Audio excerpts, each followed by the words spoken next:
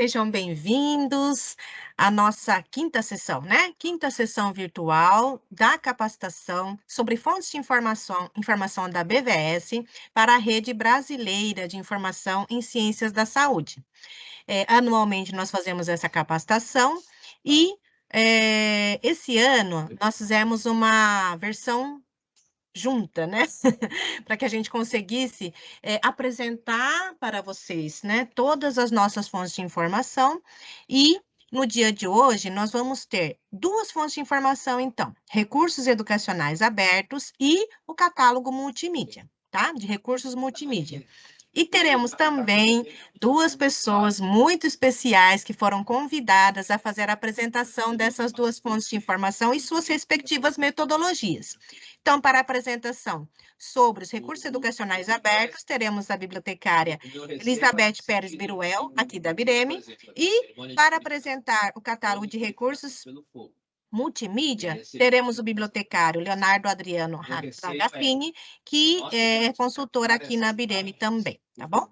Bom, então, para que vocês fiquem cientes, né, é possível que vocês façam, recebam certificado da participação em nossas capacitações, fazendo 30 registros, que pode ser a escolha de vocês, tá? Então, participem das nossas sessões virtuais e também enviem os 30 registros para nós, tá bom?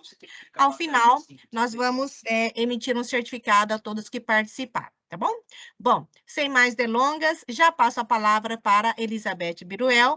Bom, hoje, dia 8 de julho, nós vamos tratar das metodologias tanto multimídia quanto recursos educacionais. Em primeiro momento, é importante saber um pouco do conceito, né? Recursos educacionais abertos são materiais de ensino que envolvem aprendizado e que estão sob domínio público ou estão licenciados de maneira aberta e podem ser reutilizados, readaptados, remixados, redistribuídos. Veja que eu destaquei aqui os elementos essenciais de um recurso educacional aberto, eu deixei em vermelho. Multimídia, que será tratado mais adiante pelo nosso colega, é um conjunto de variados meios de comunicação em meios digitais que visam transmitir a informação. E ele vai dar vários exemplos para vocês, né? Então, eu vou deixar para o segundo momento dessa aula de hoje. Partindo dessas diferenças conceituais e básicas, né, a apresentação se divide em dois momentos, o REA, que nós vamos falar agora, e na sequência os recursos multimídia. Bom, os objetivos aqui esperados é que no final vocês consigam identificar e diferenciar os recursos REA e multimídia a partir das características que serão apresentadas. Avaliar os recursos quanto à qualidade, isso é muito importante, e registrar o recurso dentro do respectivo repositório. Vamos pensar junto aqui, né? Para uma aula ser produzida, né, pensando ali numa aula no momento físico, né, numa aula presencial. Para uma aula ser produzida, define-se um público-alvo, o objetivo educacional, cria-se um plano de aula e uma prévia seleção de materiais e carga horária. É assim, sempre que vamos pensar em uma capacitação, uma aula, um treinamento, nós temos que ter mais ou menos essa estrutura. No meio digital é a mesma coisa. Para um curso ser produzido, utiliza-se vários recursos educacionais. Esses recursos podem gerar curso, módulo, uma aula. Todos os materiais envolvidos são importantes. Vamos pensar aqui juntos, tá? Pensando em processo de desenvolvimento de um curso. Nós não estamos aqui para desenvolver curso, né? Mas nós estamos aqui para entender que existe uma estrutura para um curso ser produzido. Então, e dentro dessa estrutura existe vínculos, e nós vamos ver isso detalhadamente. Então, quando a gente pensa num curso, a gente precisa criar um título, tá? Aí, dependendo da análise do conteúdo que nós temos, às vezes nós temos que quebrar ou partir esse curso em módulos, dada a quantidade de conteúdo que nós temos. E aí, definir os módulos, se necessário. Feito isso, muitas vezes o conteúdo é tão denso que nós precisamos ainda criar unidades. Se necessário, né, são criadas as unidades. Para depois, para compor todo esse curso, tem que criar e produzir as aulas. E para produzir uma aula, nós não partimos do zero, nós partimos de materiais que já estão disponíveis, muitas vezes já estão disponíveis e que nos ajudam até a ilustrar todo o nosso conteúdo, que pode ser vídeo, texto, áudio, gráfico, infográfico, materiais ilustrativos, textos em geral, só que eles precisam ter uma licença de uso para fins educacionais, tá? Então, essa é uma estrutura básica quando nós vamos pensar em desenvolvimento de curso, que não é o caso aqui, mas é importante entender essa estrutura. Vou dar um exemplo, por exemplo, aqui, ó, colocando aqui, ó, o curso introdutório de comunicação científica em ciências da saúde, que está fresquinho, foi desenvolvido agora em 2021, tá? A estrutura, olha a estrutura base aqui do lado, né? Essa estrutura é básica, né? Só que nem sempre, dado o conteúdo, nós vamos ter ela dessa maneira. Olha, no caso, os componentes do curso introdutório de comunicação científica em ciências da saúde. Você tem módulos e tem aulas, tá vendo? Módulos e aulas, módulos e aulas. Ah, não temos a unidade, tudo bem, não tem problema, porque o conteúdo que nós tínhamos era suficiente para criar dentro dessa estrutura. Então, deixando aqui de lado essa estrutura básica e pensando no material que nós temos ali, que foi produzido. Quando nós pensamos no título do curso, né, essa é mais alta granularidade. Fixa isso aí, alta granularidade. Quando nós pensamos nos materiais envolvidos, ou seja, todos os materiais que foram selecionados para gerar todo esse conteúdo do curso e colocar eles dentro dessa estrutura, é a mais baixa granularidade. Guarda esse conceito também. Aqui, granularidade quer dizer o quê, né? O quanto eu consigo decompor. Decompor, eu coloquei ali até do dicionário, separar os elementos ou partes, examinar por partes. Então, vamos lá. Quando eu tenho um curso no todo, quantas partes eu posso ainda quebrar esse curso? O curso, considerando que a minha métrica aqui é de 0 a 4, tá? Não tem mais números, é de 0 a 4. Então, a alta granularidade, ou seja, quanto eu posso decompor esse curso que está lá no todo, naquele título, quantas vezes eu posso decompor? Olha só, eu posso decompor em módulos, posso decompor em unidades e ainda posso decompor em aulas. Mas a mais baixa granularidade é o material que vai ser usado para elaborar as aulas. Então, essa métrica é muito importante, tá? O curso no todo é 4, o módulo é 3, a unidade é 2 e a aula é 1. E os materiais envolvidos sempre serão 0. Tá? Tudo isso vai fazer sentido.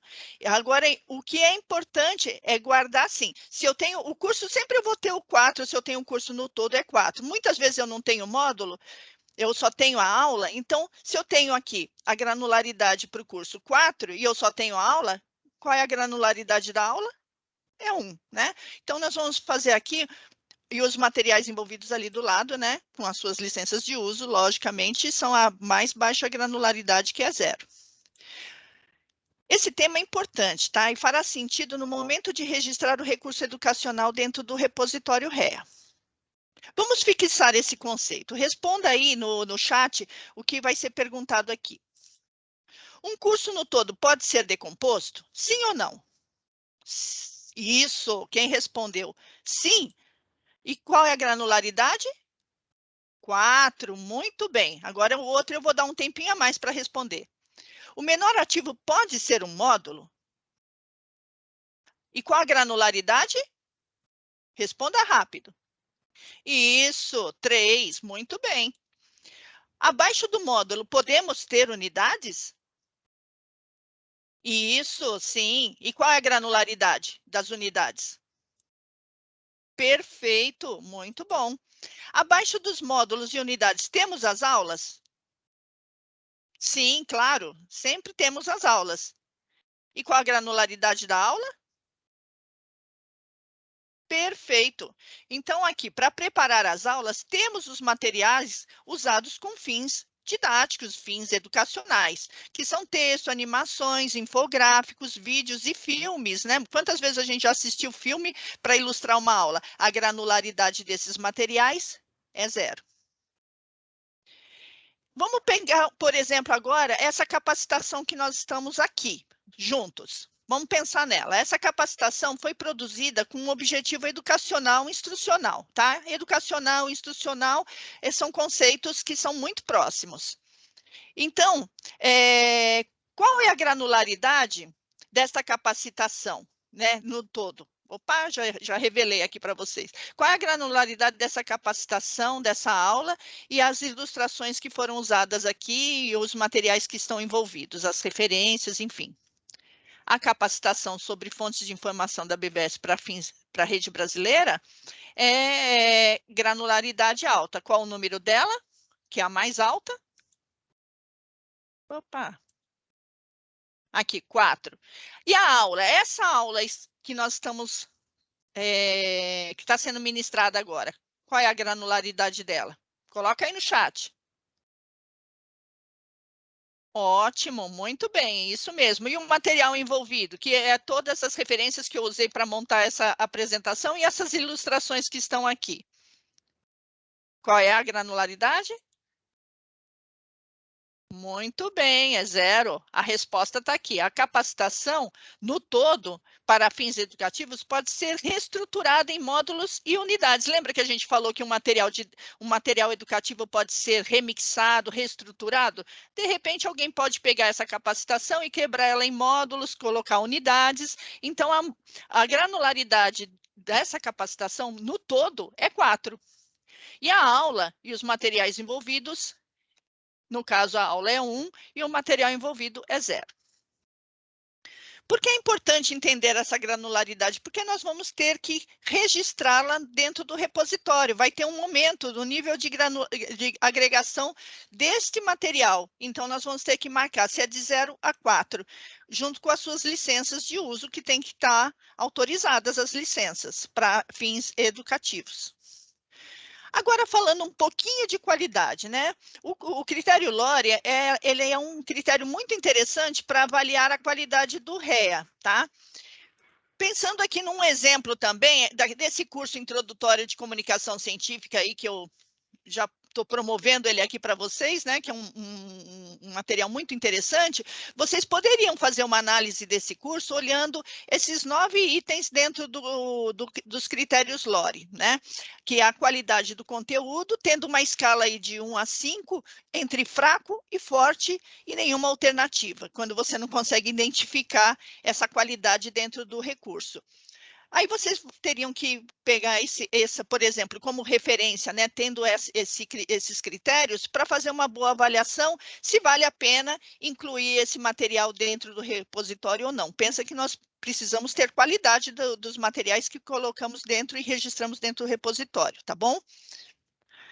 Registrar um REA no FADMIN pressupõe, né, um trabalho de curadoria, que é selecionar o recurso, identificar as características do recurso apresentadas aqui, que estão sendo apresentadas aqui, avaliar a qualidade, né, os parâmetros mínimos que pode ser usado o LORE, por exemplo, e aí sim, poder registrar. Os REAs devem ser registrados dentro do sistema FADMIN, tá? Aqui é a porta de entrada, muitos já conhecem, né?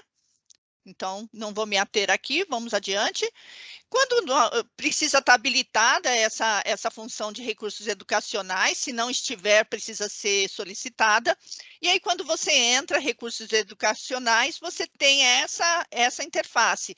E ela está dividida aí, está separada em 3, né? Inglês, português e espanhol. Você pode selecionar a interface que você quer subir o seu recurso, tá? Sempre, né? Todas as fontes de informação, isso é sempre dito. Faça uma busca anterior para evitar registros duplicados. Aí você pode fazer essa busca na sua própria instituição ou em todos os recursos para ver se ele já não foi feito por uma outra instituição. E aí sim, você clica em novo recurso. Quando você clica em novo recurso, você tem 5 abas. Vamos ver cada uma delas. Metadados são os dados que são coletados a partir da análise do recurso. A indexação, uso do DEX para representar o conteúdo desse recurso educacional. O objeto de aprendizagem, você vai vincular o objeto, ou subir, fazer um upload do arquivo, ou colocar a URL. O relacionamento, olha que importante aí entrar a granularidade, né? Identificar o tipo de relacionamento no curso do todo e as suas partes, né? Isso é muito importante, é nesse momento que a granularidade vai fazer muito sentido. E aqui, o recurso na área temática, o recurso educacional, ele pode ser associado a uma área temática da sua BVS. Recapitulando, então, temos 5 abas para preencher: a descrição física do recurso, indexação, indicar a URL ou upload do REA, estabelecer relação de todo e parte, se necessário, e indicar a BVS ou área temática, se necessário também. Agora, é interessante aqui destacar que quando você entra na área de metadados, o recurso Campus Virtual de Saúde Pública, ele já vem sinalizado. Então, você só mantenha sinalizado se o REA estiver publicado no Campus Virtual de Saúde Pública regional ou brasileiro, tá? Ou a rede brasileira. Senão, você tira essa marcação daí, ó lá. Desmarcar essa opção, tá bom? Esteja atento a isso. Todos os campos, eles têm os campos obrigatórios, né? Então, como que você sabe que é obrigatório? Porque tem asterisco e esses precisam ser preenchidos, senão você não consegue publicar. Todos os campos também dos metadados, todos eles, olha lá, dos metadados, todos os tópicos têm explicação detalhada. Você clica ali, nível de agregação, e você vai ver essa caixa aqui, ó, explicando tudo isso que foi falado sobre a granularidade, está escrito. Então, fica mais fácil de você lembrar na hora, tendo essas referências que estão sendo dadas hoje.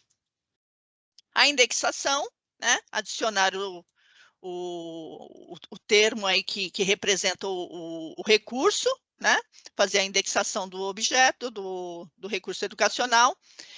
Aqui você sobe o objeto de aprendizagem, ou adiciona um arquivo, ou você tem que identificar, né, o idioma, ou você coloca o URL e também identifica o idioma. O relacionamento, aí, tá vendo? O relacionamento é onde você registrou lá no metadados a granularidade. Então, aqui você também vai fazer uma referência se o todo das partes aqui, ou seja, as partes estão envolvidas com que todo. Tudo precisa ser registrado, tá bom? Para estabelecer a relação do todo e parte, o recurso educacional deve ser registrado no nível de granularidade do maior para o menor, ou seja, todos os recursos têm que ser registrados para você conseguir fazer esse relacionamento. A área temática, né? Você consegue identificá-la clicando ali, e tem uma lista, né, das áreas, e você identifica. Se você não conseguir identificar, você tem que conversar com um coordenador ou entrar em contato com a Bireme. Aqui mais um exemplo já de dentro dos metadados, o preenchimento dentro dos campos, né? Então, você tem lá o recurso, que é as sessões virtuais de boas práticas, aqui eu também fazendo a divulgação desse material que está de excelente qualidade, e você tem aqui o título, então, tá vendo? O título, ele gera um número, né? E aí você registra o título, ó, tá desmarcado, ó, o campus virtual de saúde pública foi desmarcado porque ele não está publicado lá. Os objetos de aprendizagem, qual é o objetivo deles, né? Então, você tem que colocar o objetivo do que foi essa sessão virtual. A descrição são as aulas que foram promovidas dentro dessa capacitação. O criador, o contribuidor. Olha o nível de agregação aqui, 4, porque ele está no todo, olha, tá vendo? Ele está, o título, está o curso no todo. A licença também aqui, a editora, as palavras-chave livres, quer dizer o quê? Quando você não tem descritor para representar, essas palavras serão importantes para recuperar o documento.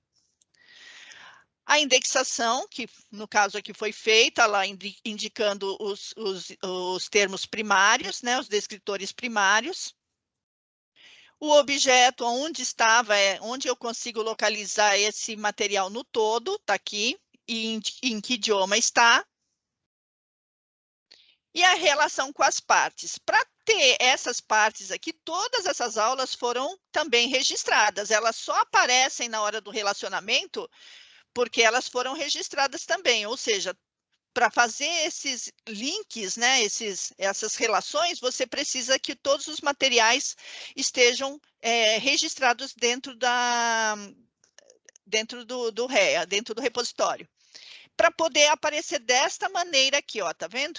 Então, quando o usuário entra em contato com esse material, ele sabe que todas essas aulas aqui estão relacionadas a esse todo. E ele pode usar a aula individualmente ou pegar o curso no todo, aí ele faz, enfim, ele tem toda a liberdade para usar esse material, para adaptar esse material e usar nas suas capacitações.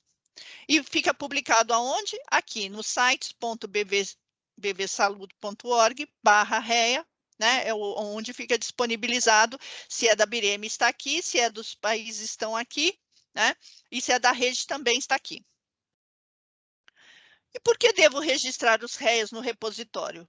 Pela integridade do recurso, para armazenar, preservar, organizar e contribuir para a disseminação dos recursos, possibilidade também de gerar estatísticas de acesso e visualização dos registros inseridos dentro do site.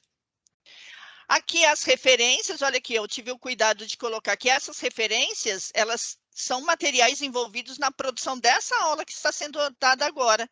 Então, quando eu for colocar dentro do REA essa aula, eu tenho duas opções, ou eu posso basicamente deixar só os registros das referências, ou posso subir inclusive esses materiais, só que eles têm que ser vinculados ao curso. Eu não posso subir materiais como referências aqui, textos, sem fazer vínculo com aula. Isso não é permitido dentro do repositório de recursos educacionais, tá? Sempre tendo essa visão do todo e as partes. Eu acho que é isso. Então, agora a continuidade aí é sobre multimídias. Eu agradeço. Muito obrigada, Elizabeth. Muito clara a sua apresentação. Muito obrigada. Agora passo, então, a palavra para o Leonardo Dagassini, que vai nos apresentar a fonte Catálogo de Recursos Multimídia. Muito obrigada. Olá, bom dia a todos. Nós vimos agora sobre recursos educacionais, agora a gente vai falar um pouquinho sobre o catálogo de recursos multimídia, que é uma outra fonte de informação bem interessante que a gente tem na Bireme. Então, a gente vai pensar junto como identificar os recursos multimídia, como avaliar os recursos quanto à qualidade e como registrar os recursos dentro do sistema FIA-DME. Então, o que é o catálogo de recursos multimídia? Ele é uma fonte de informação referencial para mídias publicadas na internet em acesso aberto, que foram produzidas ou resultado das atividades das instituições que compõem a rede BVS e de temas que compõem o escopo de atuação da BVS, como, por exemplo, a Agenda 2030. Esses conteúdos são vídeos, imagens, gráficos, slides e áudios. E você tem duas formas de acessar o catálogo multimídia. Você pode acessar pelo portal regional ou você pode acessar diretamente no portal multimídia, dentro do portal regional. Você tem o acesso ao portal regional e dentro do portal regional você tem um link para o acesso ao catálogo multimídia. Se você pesquisar no portal regional, você vai ter umas metadados mais básicos, por exemplo, o título, a descrição, descritores de assunto, recursos similares e um link para você acessar o conteúdo. Quando você acessa ele diretamente no catálogo multimídia, você vai ter outros metadados, ou seja, mais informações sobre esse recurso. Você vai ter o título, você vai ter o link de acesso e a coleção, caso ele faça parte de uma, você vai ter a descrição desse conteúdo, você vai ter autores e contribuidores que ajudaram na criação desse conteúdo, o idioma, a duração, se é um vídeo, se ele tem som, se ele é colorido, você vai ter os escritores de assunto, você vai ter um player para você acessar diretamente, além do link que você tem em cima, você pode acessar diretamente sem sair da plataforma do catálogo. Você vai ter ferramentas de interação, então você achou interessante aquele conteúdo, você pode compartilhar nas suas redes sociais, tem também informes de erro, então, tentei acessar esse conteúdo, mas o link está quebrado, o vídeo está fora do ar, então você consegue reportar para a gente esses problemas, e também você vai ter links relacionados com esse mesmo assunto, então achei interessante esse assunto, por exemplo, saúde sem fake news, e eu vou achar outros links relacionados com esse assunto de outros conteúdos. Que tipo de vídeos a gente tem dentro do catálogo? Então, eles podem ser gravações de relatos, entrevistas, programas de transmissão ao vivo, vídeos de campanha em saúde e vídeos de telemedicina. Quanto às imagens, elas podem ser imagens fixas, ou seja, cartazes, materiais de campanhas em saúde, fotos individuais ou de personalidades, eventos em saúde, fotos de cobertura, imagens de doenças, por exemplo, que foi usada num diagnóstico, mas desde que você tenha autorização para a divulgação dessas imagens. E também imagens animadas, como, por exemplo, GIFs, como a gente está vendo agora aqui, uma imagem da OPAS, que são os informativos animados. Você também pode colocar áudios, ou seja, discursos, declarações, entrevistas, podcasts, gravações de programas ao vivo e também apresentações, que são os slides. Então, você tem uma apresentação que foi criada dentro de um contexto do centro. Então, teve uma palestra, um seminário, foi feita uma apresentação de um novo conteúdo que teve essa apresentação. Você também pode subir ela no catálogo multimídia. E para quem que é dirigido esse conteúdo? Esse conteúdo é dirigido para gestores, pesquisadores, profissionais de saúde, profissionais encarregados de treinamento e promoção da saúde, jornalistas, população em geral, e 3 grupos que eu gostaria de dar destaque, que são também as pessoas portadoras de deficiência, que conseguem ter acesso a esse conteúdo, grupos étnicos, por exemplo, saúde indígena, às vezes eles trazem representantes, por exemplo, da saúde indígena, e no vídeo eles falam, por exemplo, no idioma deles, né, num idioma específico da região deles. A gente consegue ter isso no multimídia, que é um conteúdo muito importante, e também pessoas que não foram alfabetizadas, e também conseguem ter acesso a esse conteúdo. E você pode usar esse conteúdo para quê? Para ajudar na tradução do conhecimento para a prática profissional, na tomada de decisão, como instruções de procedimento e demonstração. Exemplo, agora com a pandemia do Covid, teve bastante vídeo sobre demonstrando como lavar a mão, como usar as máscaras, tipos diferentes de vacina, que cada uma foi produzida, campanhas de promoção à saúde para a população, então campanhas contra a dengue, chikungunya, comunicação rápida para equipes nos sistemas de saúde. Então um novo procedimento saiu, ainda estão sendo publicados esses materiais, mas já tem um vídeo mostrando esse procedimento. Treinamento de recursos educacionais que não cumprem os critérios dos repositórios de recursos educacionais abertos. Aí eu coloquei o Lore, que vocês viram lá com a Elizabeth. E também intercâmbio de experiências, então o médico quer compartilhar a experiência que ele teve, então ele faz um vídeo, ou uma instituição quer compartilhar dos seus profissionais uma experiência. E sempre lembrando, todos os recursos incluídos devem ter permissão dos autores, das pessoas envolvidas com relação a direitos autorais de imagem, de privacidade. Então, assim, não é porque ele está, por exemplo, no YouTube ou numa outra plataforma que eu acho interessante, que foi feito na minha instituição, eu tenho que ter essa autorização das partes. A gente também pede para que todos os conteúdos sejam publicados, por exemplo, vídeos no YouTube, apresentação de slides no SlideShare, você pode colocar áudios em plataformas como o Spotify. Por quê? Os nossos servidores, eles são limitados, então, assim, não tem como carregar esses conteúdos que são mais pesados, imagens em alta resolução. Então, a gente pede que sejam publicados nessas plataformas, e mais para frente eu vou demonstrar que existe um campo específico para colocar o link dessas plataformas, né? Ou, se for realmente necessário que você carregue dentro do sistema do FIADMIN, que sejam conteúdos, assim, em baixa definição. E ainda, outra questão que nós temos com os recursos multimídias é a confiabilidade desse conteúdo. Ou seja, os dados são confiáveis, a autoria, de onde vem este conteúdo, né? Quem são os autores, de onde vem esse conhecimento? Ele vem de universidades, ele vem de pesquisadores, ele vem de órgãos governamentais, e principalmente nessa outra questão que também é muito importante hoje em dia, que são conflitos de interesse. Então, se tem algum conflito de interesse nesse material, eu consigo perceber que tem alguma outra relação que precisa que atrapalha essa questão de ser um material confiável, principalmente hoje com infodemia, né? É muito interessante a gente ter esse conflito de interesse também na hora de avaliar o material. Aqui tem a janela principal do FIADMIN. Você vai clicar em fontes de informação e vai ter lá multimídia. Dentro do multimídia, a gente tem 4 abas, que são a de descrição física de metadados, a descrição de assunto de indexação, a de carga de arquivos e a temática, as áreas temáticas, que são a temática da instituição. Dentro de metadados, a gente tem 5 campos obrigatórios, que são status, tipos de mídia, título original, link e data de publicação. Todos os outros campos não são obrigatórios, mas esses 5 campos, se você não preencher, você não consegue fazer o registro no catálogo multimídia. E o que é o campo de status? Ele define o status do documento dentro do FIA-admin, que pode ser pendente, admitido, recusado ou apagado. Aqui eu tenho um ponto de atenção importante. Diferente de outras fontes de informação, por exemplo, quem está acostumado a entrar os registros bibliográficos, quando você clica em publicado, ele automaticamente muda o status de rascunho para publicado. Já no multimídia, não. Essa mudança tem que ser feita manualmente. Você salva o registro, ele vai ficar como pendente, você volta nele e troca o status para admitido. A gente tem o campo de tipo de mídia, que é o campo onde você vai marcar que tipo de mídia você está colocando no catálogo. Você está registrando um vídeo, um slide, uma imagem animada, por exemplo, um GIF, uma imagem fixa, um áudio, um gráfico. E uma coisa interessante também, que é diferente das outras fontes de informação que a gente tem. Quando você muda, por exemplo, eu vou entrar um vídeo, um slide, uma imagem fixa, os campos de metadados não mudam. Os campos de metadados dentro do multimídia são sempre os mesmos, independente da fonte.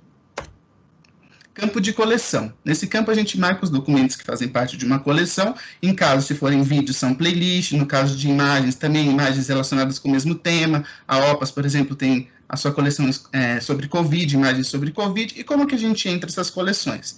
Você clica na parte de coleções, tem a caixa de pesquisa, você tem que pesquisar previamente se essa coleção não existe já. Se ela já existe, você só marca. Se ela não existe, você vai criar em novas coleções, você vai no botão de novas coleções, você vai criar a sua nova coleção. E outra coisa importante também, não criem coleções artificiais. Então, assim, não é porque eu tenho vários vídeos ou várias imagens de um mesmo tema, eu crio a coleção dentro do sistema FIA-admin. Não, você vai representar uma coleção que já existe dentro do seu registro. E também, cuidado com coleções que têm um nome igual. Por exemplo, Covid, nós temos várias coleções de Covid.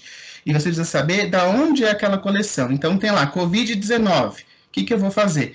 Eu até marquei aqui, olhe sempre aqui, ó, tem um lapisinho, né, uma canetinha. Você clicando nela, você consegue ver de onde é aquela coleção.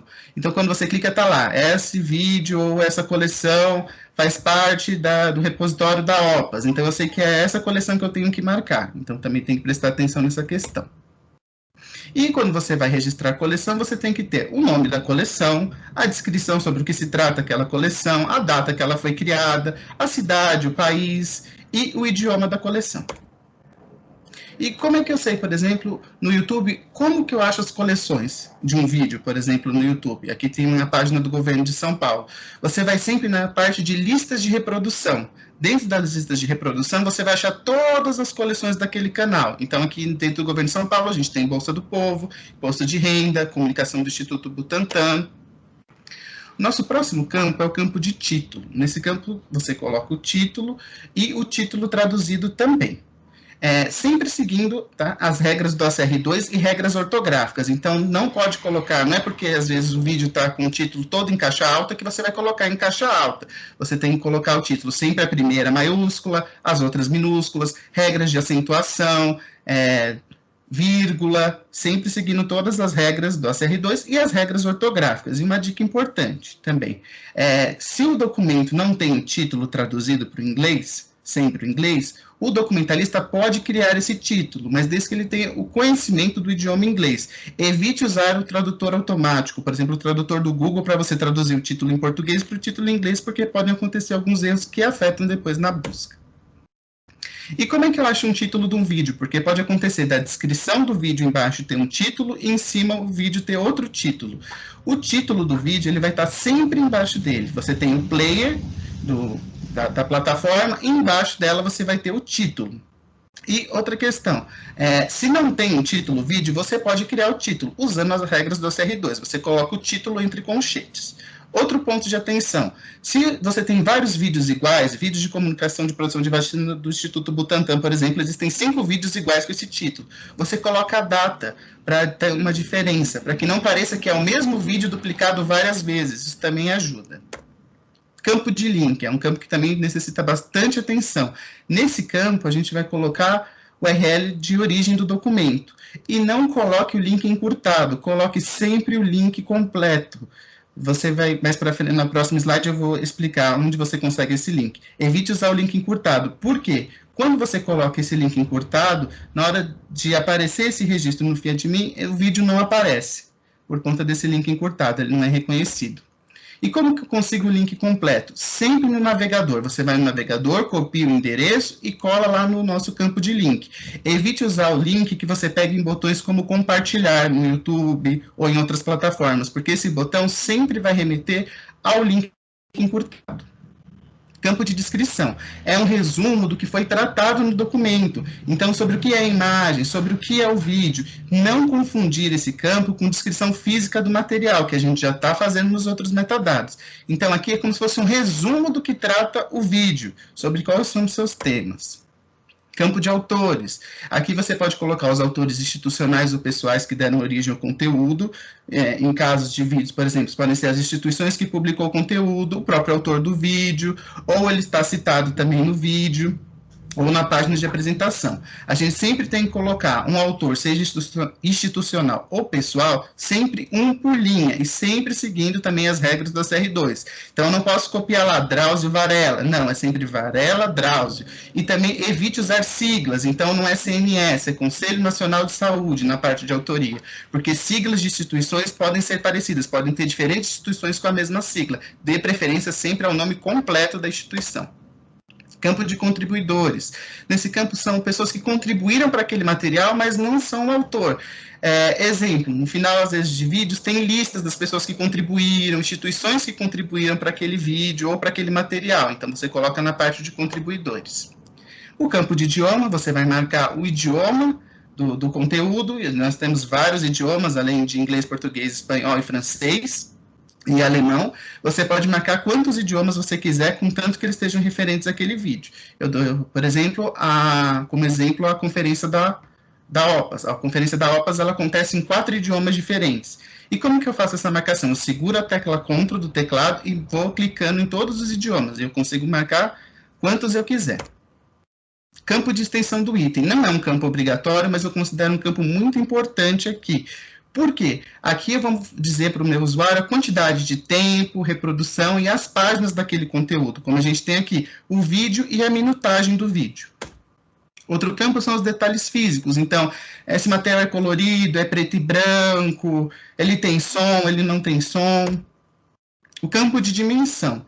Aqui você coloca, por exemplo, se for digital, você coloca lá, tantos megabytes, tantos de resolução tem essa imagem. Campo físico, o tamanho dele, as dimensões daquele conteúdo. Se você tiver essa informação, se você não tiver, não tem problema.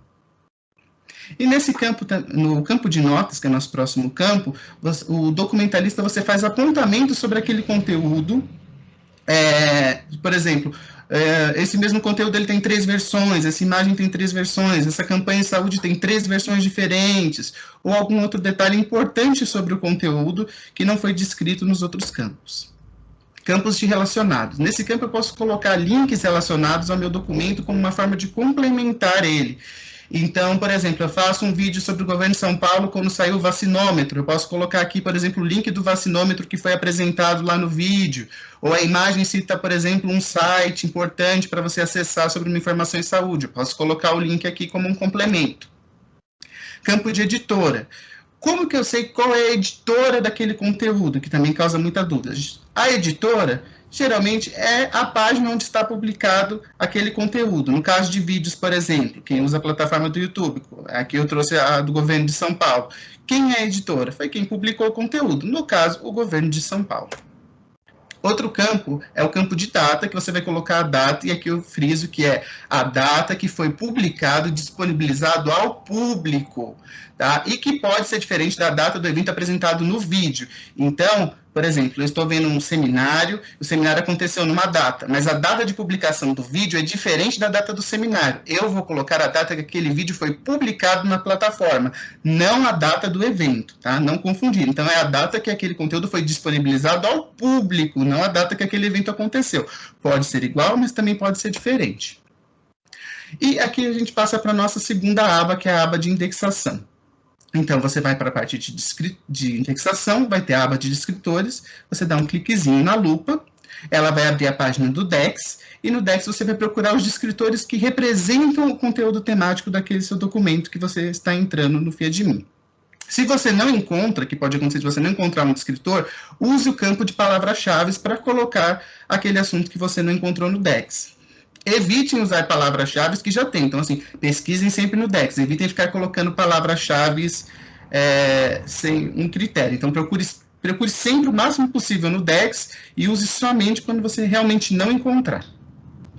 Uma outra questão no registro de indexação dos registros multimídia é que você precisa fazer essa mudança de pendente para admitido também manual. Então, depois que você pesquisou, você precisa mudar manualmente de pendente para admitido para ser registrado os descritores que você escolheu. Os outros status, como recusado e pendente, recusado é depois de uma revisão, se aquele descritor não se aplica, e pendente é aquele que você acabou de colocar e não fez a mudança. Então, assim, é uma coisa como se fosse um rascunho, vamos dizer assim, um pendente. Se você tentar salvar o registro sem fazer a mudança do status do seu descritor de pendente para admitido, vai aparecer essa mensagem de erro para você e não vai deixar você salvar o seu registro. E a próxima aba, que é a nossa terceira aba, é a aba de arquivos de mídia. Na aba de arquivos de mídia é possível carregar documentos dentro do FIA-de-mim, lembrando sempre o que eu disse antes. Prefira sempre subir este conteúdo em outras plataformas e trazer apenas o link para dentro do seu registro. Mas caso seja necessário, você pode subir documentos, sempre documentos leves, né? Documentos com baixa resolução. E sugerimos também como plataforma, você pode usar o YouTube, SlideShare, Spotify e outros que você quiser. E também você pode marcar o idioma. Então, eu vou subir um vídeo, eu consigo colocar se aquele vídeo é em inglês, português, espanhol e francês. E a nossa última aba é a aba de áreas temáticas. Você precisa escolher pelo menos uma área temática para marcar o seu documento. Geralmente, quando você faz os registros multimídia, já é definido uma área temática para a qual você vai contribuir. Então, marque apenas a área temática da sua instituição. Não confunda áreas temáticas com indexação. Então, não é porque um vídeo ele trata, por exemplo, de saúde pública, de influenza, que eu vou marcar a área temática específica. Não, isso eu vou fazer lá na indexação. Aqui é a área temática da sua instituição. Posso contribuir com outras áreas temáticas? Posso contribuir com outras áreas temáticas. Entre em contato com o coordenador responsável pelaquela área temática. Se você não tem o contato dele, entre em contato com a Bireme e peça o contato. E pergunte se você pode contribuir com aquela área temática. Então, sempre a área temática da sua instituição. E se você tentar salvar o registro sem marcar a área temática da sua instituição, vai aparecer também essa mensagem de erro para você. Então, você vai ter sempre que marcar a área temática. E depois que você finaliza todo o registro, marquei a área temática, indexei, coloquei link, fiz todos os meus metadados bonitinhos, ele vai aparecer sempre para você com esse ícone verde, dizendo que o registro foi publicado com tudo certinho e ele já está disponível lá na plataforma para vocês. E aqui eu encerro a minha apresentação e agradeço a vocês pela atenção. Muito obrigada, Leonardo. Bom, agora nesse momento nós abrimos para perguntas. Deixe-me ver aqui se temos perguntas. Tem uma pergunta que foi respondida para Elizabeth. Você quer falar no microfone, Elizabeth? Acho que é bom, né? Eu acho que é bom porque outras pessoas também podem ter e não viram no chat, né? Então, o Marcelo aqui, ele perguntou na questão dos direitos autorais. Deixa eu pegar a perguntinha dele aqui, ó. No campo de licença, quem define o tipo de licença que será utilizado nesse registro? Né? A licença está vinculada a essa análise que você faz do material que você tem em mãos, né? Do recurso que você tem em mãos. Se você está usando, no caso, para construir uma aula, né? Para produzir uma aula, você tem vários recursos que você pode usar. Aí, nesse caso, normalmente, esses materiais... Léo, você pode fechar seu microfone, por favor? Obrigada. Obrigada, Léo. Nesse caso, os materiais, sempre que são envolvidos para a produção de uma aula, para fins educacionais, tem poucas restrições, né? Você precisa estar atento à questão de vídeos, né? Olhar se tem licença ou não. No caso de artigos científicos, referências que você usa, né, para produção, no caso eu usei 3 referências para produzir essa aula, não há restrição nenhuma na questão de licença, mas desde que você faça esses vínculos. Se você deixar esse material solto dentro do repositório, você pode ter problemas, sim. Por quê? Porque você está dizendo, você está autorizando dentro da plataforma, né, do repositório, que é um recurso educacional. Sendo assim, as pessoas podem usar os 4 R's que eu falei: remixar, redistribuir, readaptar, né? Reusar, né? Então, quer dizer, você pode fazer uso desse material livremente, você está dando essa autorização. Então, o documentalista precisa estar atento, né? O material que ele está colocando lá dentro do repositório, desde que tenha vínculo, o que foi o material usado, vínculo com curso, com aula, você está licenciando apenas para fins educativos ou educacionais. Se você não fizer isso, você está deixando livre esse material dentro de uma plataforma que pressupõe isso. Então, você pode ter responsabilidade sobre essa questão. Então, a atenção na análise desse material é muito importante, tá? Tendo essa certeza, não há problema nenhum.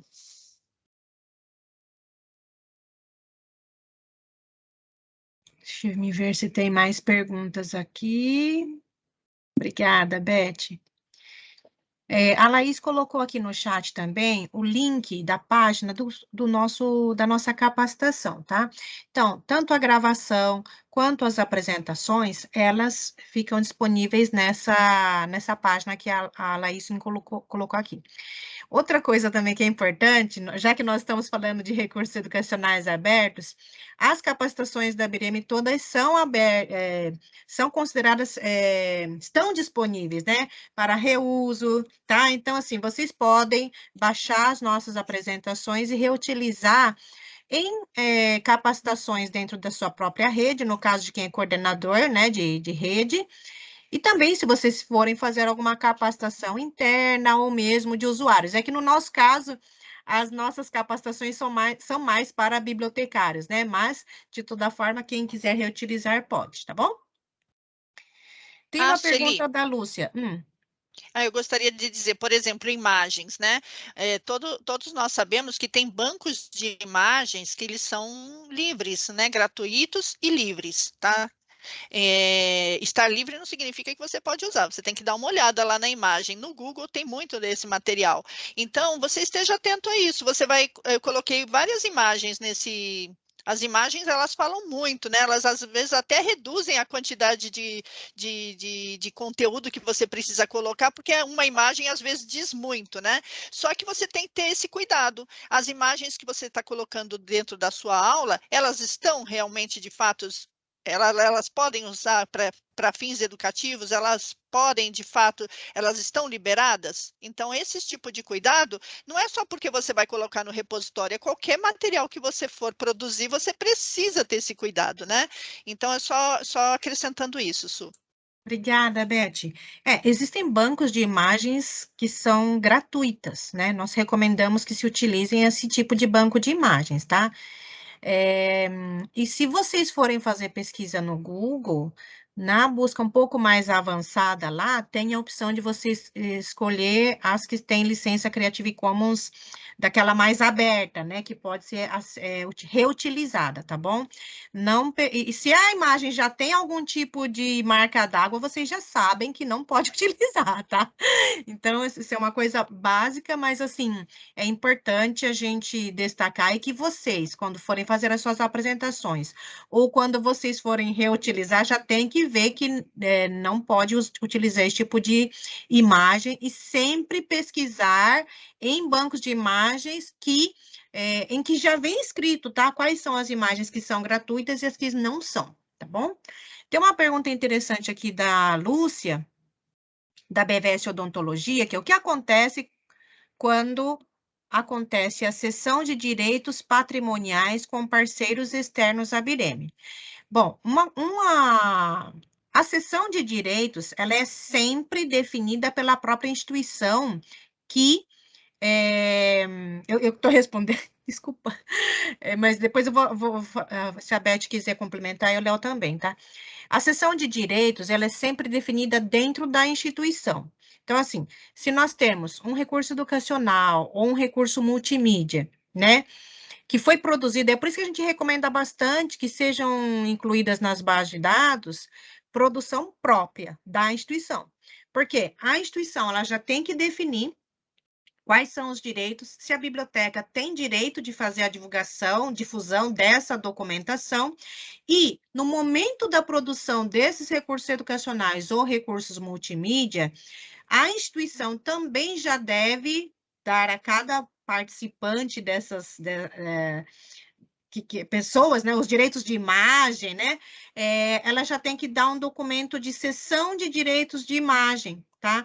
Então, assim, se é a própria instituição que tem que tomar esses cuidados e a biblioteca tem que ter a autorização para fazer essa carga dentro das fontes de informação, tá? Não sei se eu respondi a pergunta da Lúcia, mas se a Elizabeth ou o Léo quiserem me complementar, de toda forma, é algo que é uma ação realizada pela própria instituição, da definição de qual é o tipo de licença e da solicitação da assinatura de cada um dos envolvidos para a cessão dos direitos de imagem, propriedade intelectual e tudo mais, tá bom? Não sei se vocês querem complementar, Elizabeth e Léo. Não, é só... Pode complementar, Léo. Não, era só um complemento que, assim, e também tomar cuidado quando você vai usar, por exemplo, às vezes, nos seminários, quando faz edição de vídeo, com o uso de áudio. Porque às vezes você quer colocar um áudio de introdução, você quer colocar alguma imagem de introdução, e tem que tomar muito cuidado com isso. Principalmente quando você usa plataformas, por exemplo, como o YouTube, porque o seu vídeo vai ser banido. Ele pega, assim, mais de segundos de um áudio, de uma música, que às vezes você achou legal, e você pegou lá, porque tem repositórios que você pode pegar efeitos musicais para colocar, então assim, tem que também ter muito atenção com relação a isso. Como você vai montar, às vezes, né, fazer vídeos e tal, também com conteúdo que você coloca dentro de vídeos ou coisas, para você não ser bloqueado também e ter seu vídeo retirado do ar. Isso é mesmo, quando a Léo. gente é produtor do conteúdo, né? Isso. Beth. Não, bem colocado, Léo, bem lembrado. E assim, muita coisa que está no YouTube, quando você sobe um material no YouTube, faz o upload, né, do seu MP4, enfim, do seu vídeo, áudio, existe ali dentro do YouTube a possibilidade de você fazer essa marcação da licença que você quer dar para aquele recurso. Então, esteja atento. Ah, mas esse recurso não tem, esteja mais atento ainda. Não é porque está ali acessível que você tem o direito de uso desse material, precisa tomar cuidado. E o Léo lembrou aqui como um bom exemplo a questão do áudio, né? Tem tanta música no YouTube, mas tenta baixar uma música ali e colocar no seu vídeo, vai ser bloqueado. Então, ele não é porque está ali disponível para você que é totalmente livre de uso, tá? E quando nós, documentalistas, colocamos materiais dentro das fontes de informação, nós estamos responsabilizando nosso centro por isso. Então, o cuidado individual do documentalista impacta nos donos contra a instituição que nós estamos representando. Então, precisamos ter esse cuidado. Tem uma outra pergunta da Lúcia, os autores se responsabilizam pelo uso dos objetos depositados, uma vez que existem cuidados relativos aos objetos que são obrigatórios e outros sugeridos pelo repositório? É a pergunta, né? Os autores se responsabilizam pelo uso de objetos depositados, uma vez que existem cuidados relativos aos objetos que são obrigatórios e outros sugeridos pelo repositório? Os autores, eu acho que eu entendi assim, que os autores, eles são responsáveis quando eles colocam público, né? Mas muitas vezes o que está público, não é que você pode usar da forma que você gostaria de usar. Por exemplo, remixar, redistribuir, fazer adaptações. Às vezes, o que está público, você pode pegar ele da forma que está e usar como ele está. Você não pode fazer adaptações. Então, quem é responsável por isso? Sim, é o autor que publicou, mas você é o responsável por olhar que tipo de licença tem ali, né? Então, é esse cuidado sempre que tem que ter. E sempre que nós vamos fazer qualquer uso de qualquer material, e fazemos isso o tempo todo, na produção dessa aula, por exemplo, 3 referências foram usadas, eu tenho que fazer esse vínculo com o recurso educacional e garantir que esse material não está sendo adaptado. Eu estou usando ele na íntegra, apenas fazendo uma interpretação ou tirando dados daquele material que servem para explicar ou ilustrar o que eu estou falando, né?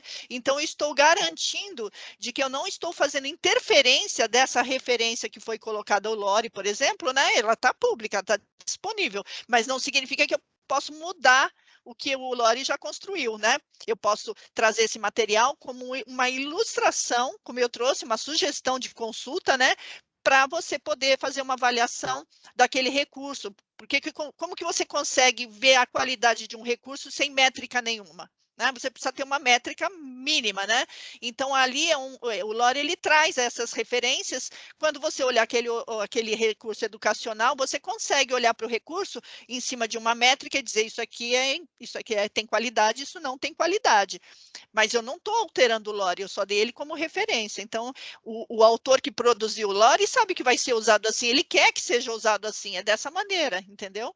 Se eu for transformar o Lore, eu tenho que fazer pesquisa e publicar uma pesquisa dizendo, olha, o Lore eu readaptei, mas eu tenho que publicar isso, é um material de referência que estaria, no caso, eu como autora, distribuindo numa revista científica, coisa assim, né? Mas não foi o caso, eu não usei para esse fim, né? Eu usei para dar como uma ilustração e uma ferramenta um instrumento de qualidade, né? Para você fazer uma referência de qualidade. Muito obrigada, Elizabeth. Bom, Beth, deixa eu ver, eu não vejo mais alguma pergunta. Se vocês quiserem, podem também levantar a mãozinha aqui, e aí a gente abre o microfone, tá? Para vocês fazerem a pergunta de vocês ao vivo com Sueli, voz. eu gostaria de deixar registrado aqui também, né, que à medida que as pessoas vão entrar, né, vão fazer o registro dentro do repositório, as dúvidas vão surgir, né? Porque o que nós fazemos aqui na aula é dar as referências, né, as referências de como fazer, mas na hora que você lida com o repositório, surgem dúvidas. Então, a Sueli vai dizer aí um canal e nós estaremos atentos a esse canal para responder todas as dúvidas em loco, a hora que a pessoa está executando o trabalho, e pode surgir mesmo, é natural. Sim, sim. Por isso a gente até recomenda que vocês façam os registros já em seguida, né? Porque com a teoria, assim, um pouco mais fresca, e vocês analisando a documentação, né? Os recursos educacionais ou os recursos multimídia, vocês já vão ter um gostinho da dúvida, com certeza. Tem uma segunda pergunta aqui, em seguida, né? Da Lúcia. A coleção deve ser selecionada pelos autores que desejam seu objeto educacional seja acessado e utilizado pelos usuários do repositório dentro da devida licença Eu fiquei preocupada com autorizatória. fiquei preocupada com essa questão da Lúcia. Hum. Você se refere em que coleção? A coleção deve ser selecionada pelos autores? Como assim? Que deseja seu objeto educacional seja acessado e utilizado pelos usuários do repositório? Eu fiquei preocupada com essa pergunta. Você quer liberar a Lúcia para ela esclarecer um pouquinho? Eu não entendi, eu estou preocupada com essa pergunta. Laís, você pode abrir o microfone da Lúcia, por favor, para poder esclarecer para a gente?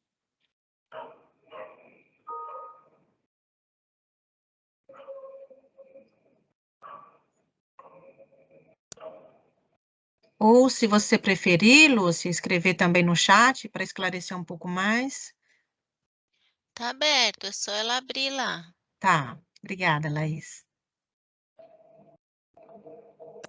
Lúcia, clica no seu microfone. Pronto, estão ouvindo? Sim, Agora Não, quando sim, eu coloco Lúcia, pode... que a coleção deve ser selecionada pelos autores, se são os autores que escolhem aquilo que eles querem que seja colocado no repositório, ou se é feito se é feita uma triagem ou um levantamento das publicações que têm uma maior visibilidade para a comunidade científica. Você está falando do repositório de recursos educacionais? De recursos educacionais é que envolve tudo, né? Porque envolve vídeos, áudios, porque que entra toda a gama de informação e de produto científico, é assim que eu entendo, não sei se estou enganada. Não, eu acho, deixa eu esclarecer uma coisa. Dentro do repositório, esses materiais envolvidos, que eu falo em materiais envolvidos, que é granularidade zero, eles só serão colocados no repositório, se necessário, eles só serão reportados no repositório se tiver um vínculo com uma aula. Eles não podem ser colocados, não existe uma coleção, eu quero colocar igual, sei lá, o professor indica para uma aula que ele dá normalmente, 5 artigos científicos, ele vai lá e coloca dentro do repositório, não é isso. A aula precisa já estar construída, publicada, colocada a aula no todo, né? Aí, no caso, a aula vai ser o todo, né? Ela continua sendo porque ela pode ser usada de outras maneiras, ela é mas ela vai ser colocada e os materiais vão estar relacionados a essa aula. Certo, porque também nem poderia, por causa dos direitos autorais do material que ele usou das outras pessoas. Então, é só aquilo que ele produziu na aula, no caso, que é colocado no repositório. Perfeito, obrigada. Isso, se ele, por exemplo, eu coloquei aqui como referência, no final, né, eu coloquei 3 referências. Eu não, necessariamente, eu também não preciso subir, as pessoas conseguem pegar a orientação daquela referência e buscar o material no todo. Mas se for um material que ele faz questão de colocar, porque tem uma dificuldade, às vezes, né, de acesso, aí ele tem que colocar sempre vinculado à aula. Sempre vinculado. Então, só faz sentido esse material, que seja um vídeo, um filme, qualquer coisa, só faz sentido estar dentro do repositório se tiver vínculo com uma aula. Se não tiver vínculo, não pode estar lá, de forma alguma. Muitas vezes um professor, numa aula, ele usa um artigo científico para fazer algumas observações, né? Ele põe a referência, se a aula está no todo, como a minha, está no todo e as referências, não necessariamente precisa disponibilizar, porque todas as referências elas estão fácil de acesso, né? Por exemplo, uma revista ela tem restrição de acesso, né? Ela está lá na CAPES, você não consegue, você teria que comprar esse artigo, né? Ele não pode colocar lá, entendeu? Esse artigo não está disponível para esse fim. Ele teve acesso porque ele pagou por esse acesso, ou conseguiu de outras formas, mas esse material não pode ser disponibilizado. O que ele tem que deixar lá? Só a referência. É esse cuidado. Então, até os artigos científicos que são usados precisam estar com licença aberta. Se ele estiver com restrição dentro de uma revista, dentro da CAPES, que só você consegue acessar porque a sua instituição tem acesso à CAPES, você não pode pegar aquele material e sair distribuindo. Certo, por causa das leis dos direitos autorais, do MINT, né, nem sei mais se existe Ministério da Cultura, né, porque mudou tanto, mas porque essa lei dos direitos autorais, ela é muito antiga, ela é de 1988, eu não sei se teve alguma outra atualização, né? Não, agora eu entendi, obrigada, minha gente, muito obrigada. A sua pergunta foi muito boa, viu, Lúcia? Foi fantástica, porque muitas vezes isso não ficou tão entendido e a sua pergunta ajudou ao esclarecimento. Então, eu agradeço muito a tua pergunta. Eu que agradeço as respostas. Obrigada, gente. Eu vou fechar o microfone para não atrapalhar os demais, tá? Obrigada. Bom, mais alguém com dúvidas? Olha como é importante, né? A gente fazer a pergunta, porque quando a gente apresenta, muitas vezes parece que ficou claro, mas quando a gente começa pegar detalhe aqui, detalhe ali, a gente vê que realmente, tenho certeza que é uma dúvida de todos. Sim, essa dúvida da Lúcia foi muito boa mesmo, viu, Lúcia? Muito boa. Obrigada. Bom, dou-lhe uma, dou-lhe duas. Não vejo mãos levantadas e nem nenhuma nova pergunta aqui no chat. Então, eu queria agradecer muito a presença de todos vocês online, em especial Agradecer a Elizabeth Biruel, Leonardo, a Laís, a Angélica, toda a equipe aqui da Bireme que sempre está envolvida, né, com as capacitações. E agora eu peço que abram, quem puder, né,